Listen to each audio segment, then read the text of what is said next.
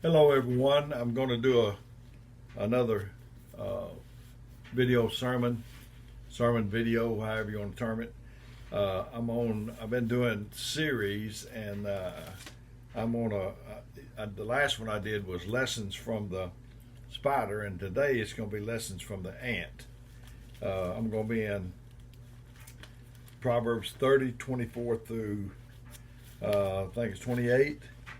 And it says, "There be four things which are little upon the earth, but they are exceeding wise. The ants are a people not strong, yet they prepare their meat in the summer. The conies are but a feeble folk, yet they make their houses in the rocks. The locusts have no king, yet they go forth, all of them by bands. The spider takes hope with her hands and is in kings' palaces." And that's what we did last time, was about the spider. So today we're going to study the ant, if we can, if God will help us. What can the ant teach me? You might be saying. Well, you'd be surprised. They're tough. I used to work at pest control, and they're about as tough a thing as you can come up against. They are very tough, and I've relayed the story before. I did all the Madison County and Madison City schools, and I had this one school, and this man did work on the side at a farm after, they get out of school 3 o'clock, 3:30, whatever. So he'd go down there so many times a week and work. And he was down there working, and I had him a torch, and he went to the back through the gate, and there was a big old ant mound, huge. And he took his torch and he lit it ablaze. He stood there and watched it burn. And he said, "I got him." Well, that's the thing about the ants. You may think you've got them, but they are tough. They've endured a lot of things. And so a few days later, he came back down there to do some more work, and he thought about the ant mound, and he looked over there, and there it was. It was burnt to a crisp. And he said, "Man, I got them." And he looked over there, and the ones that survived the fire just made a heap out of the bodies of the ones that didn't survive the fire. They went right down the way there, and they started another mound. The easiest way to live your life is learn from others' past failures and accomplishments. I've learned from my mistakes, but I prefer learning from other people's mistakes.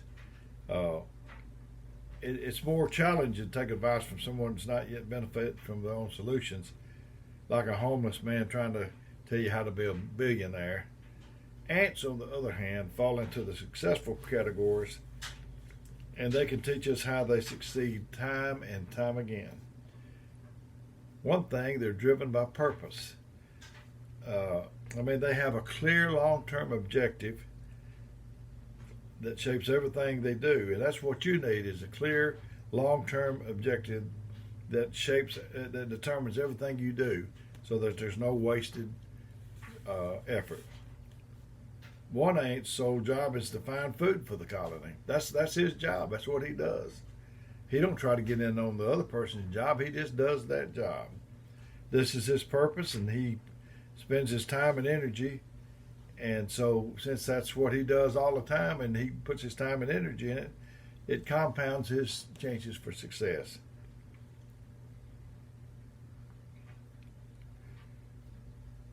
We need to minimize our engagement with activities that draw you away from your main purpose.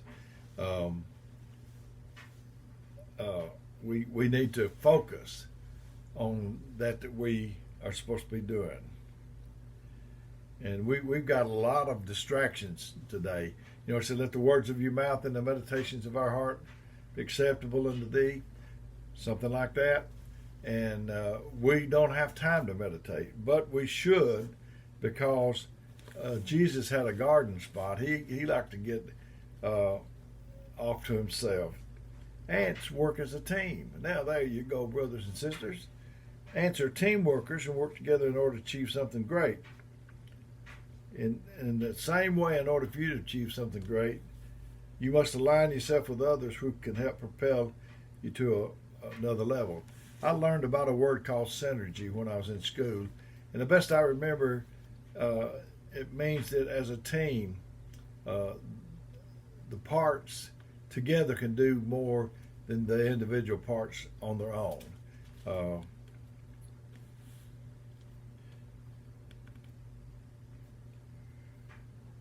They have a time to rest, ants do, and a time to work. Ants have to work with the natural season. So in the summer, they gather their food, and in the winter, they hibernate to conserve energy because of the lack of food. So we need to know. We get burnout. So we can't do everything. We have to reserve what we're going to do for the things that matter the most. You have to know what your it is, and you have to go after that. Ants think big. Ants may be tiny. They may seem insignificant on the planet because of their size, but their colonies build and contribution to society is extremely significant and great. What big dreams do you have for your future? Pursue those. No matter how small you think you are, you should always pursue something bigger than yourself. You need to be relentless. You need to be consistent. And you need to be thankful. Ants prepare ahead. They prepare the food in the summer because they know there'll be a time when there'll be no food to find in the wintertime. So they're constantly preparing for a season which is yet to come upon them. And that's different than us, of course. When you should be studying, you're watching TV. You're on Facebook. You're communicating with friends. I started a long time ago. I didn't know I was preparing for this, but I started a long time ago to put things aside in my head that could help somebody else. Hopefully that was the thing.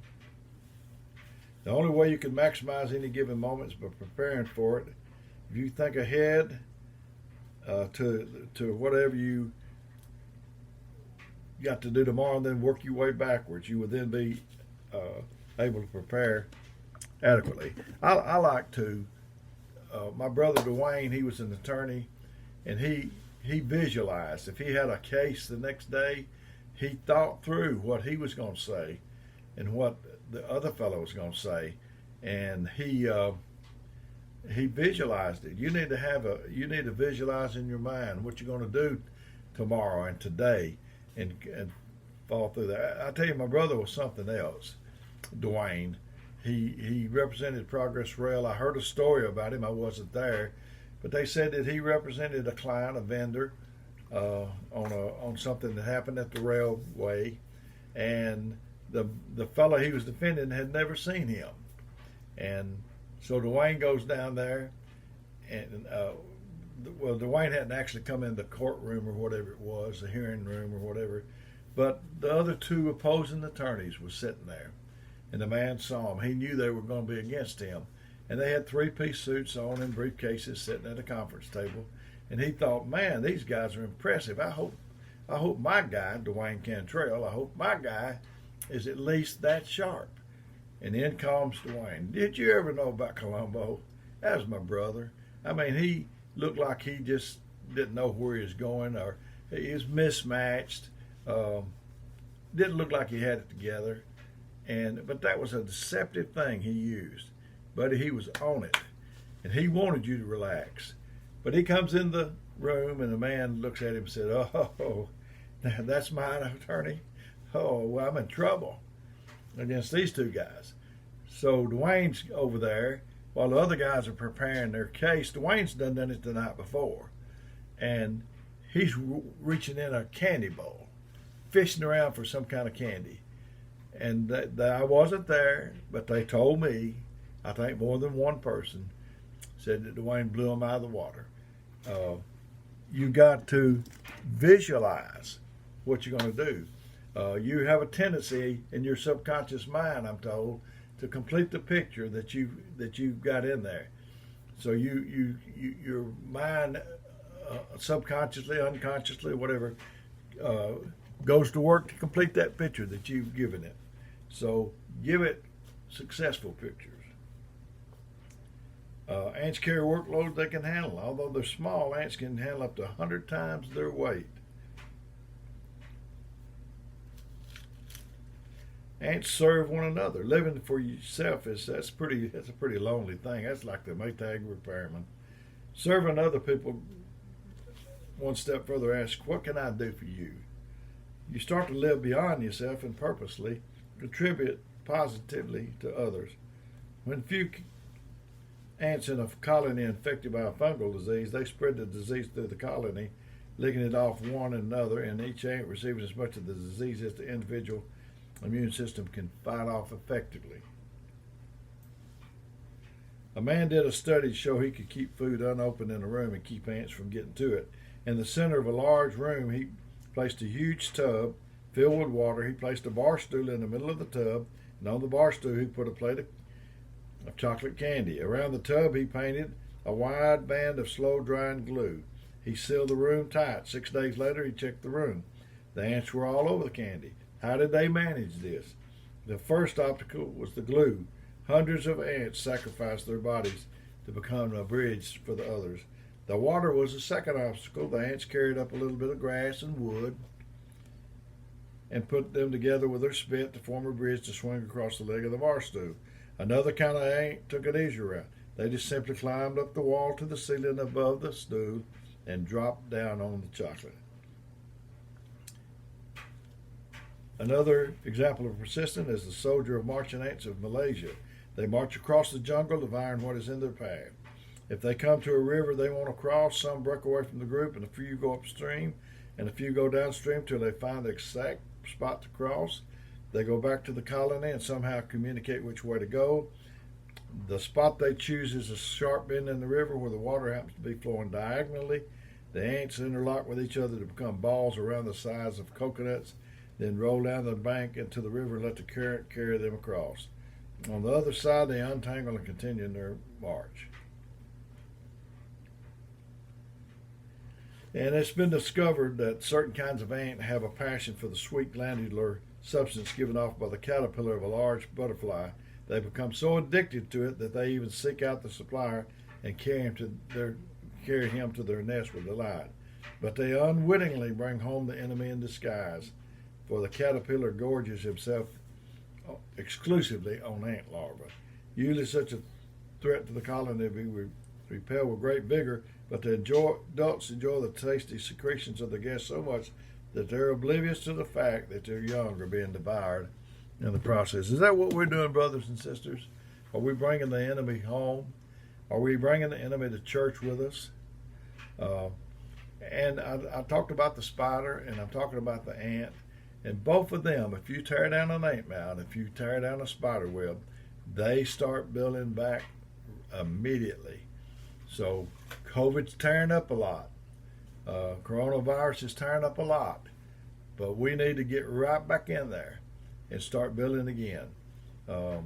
It's easy to tear down, hard to build up. We need to work together.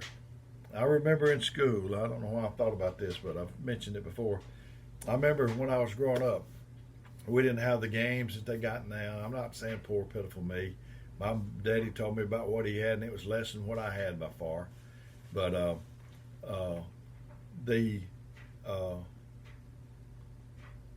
we played kick the can and Red Rover, and hide and seek. But Red Rover, we'd stand in a line. There'd be another line of others over there opposing us, and you would say, Red Rover, send so-and-so right over. And you tried to pick the weakest one, the weakest link or whatever, and they'd come over. And we didn't hold hands like this. You know, you formed a band like that, and we was up close to each other.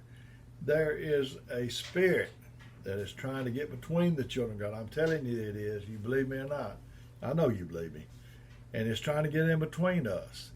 And we need to get close as we can. And that's where our strength lies, is in our unity. I've been a little longer today than I usually do, but I felt like telling you this. I love you. I've been given my number. It's 256-508-4410. And If you need me, you can call or text me. I probably won't get back with you right away, but I'll get back to you just as soon as I can. Why are you doing this, Brother Dale? Well, I believe that God's drawing me to do this, and I care about you. I care about you very much, and I just want to try to help you some way. Like I say, if you need me, let me know. Let's love one another. May God bless you.